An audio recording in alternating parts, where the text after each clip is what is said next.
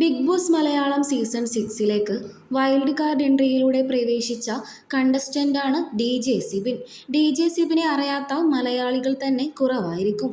സിബിന്റെ യഥാർത്ഥ ജീവിതം പരിചയപ്പെടാം. തിരുവനന്തപുരം സ്വദേശിനിയാണ് ഡി.ജെ. സിബിൻ. ജനിച്ചതും വളർന്നതും പഠിച്ചതുമെല്ലാം തിരുവനന്തപുരത്ത് തന്നെയാണ്. സിബിന് 3 സഹോദരങ്ങളുണ്ട്.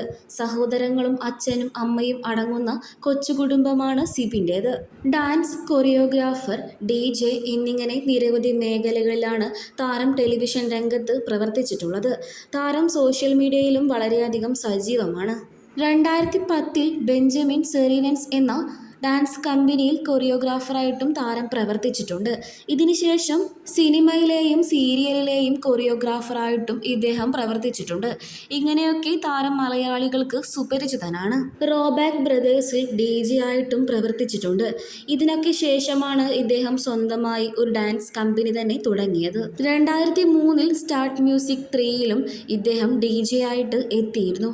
ഏഷ്യാനെറ്റിലായിരുന്നു സ്റ്റാർട്ട് മ്യൂസിക് സംപ്രേഷണം ചെയ്തിരുന്നത്.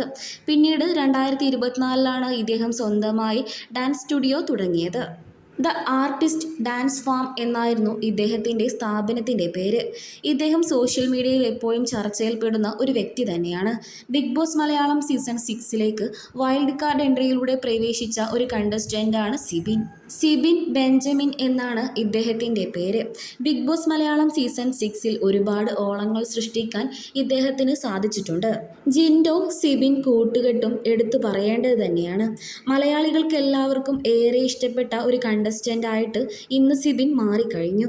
ജാസ്മിനോട് എപ്പോഴും വഴക്കുണ്ടാക്കി നടക്കുന്ന സിബിനെയും അതുപോലെ തന്നെ ജിൻഡോയുമായി വളരെയധികം സൗഹൃദം കാത്തുസൂക്ഷിക്കുന്ന നല്ലൊരു വ്യക്തിയായിട്ടും സിബിനെ ബിഗ് ബോസ് വീട്ടിൽ കാണാവുന്നതാണ്.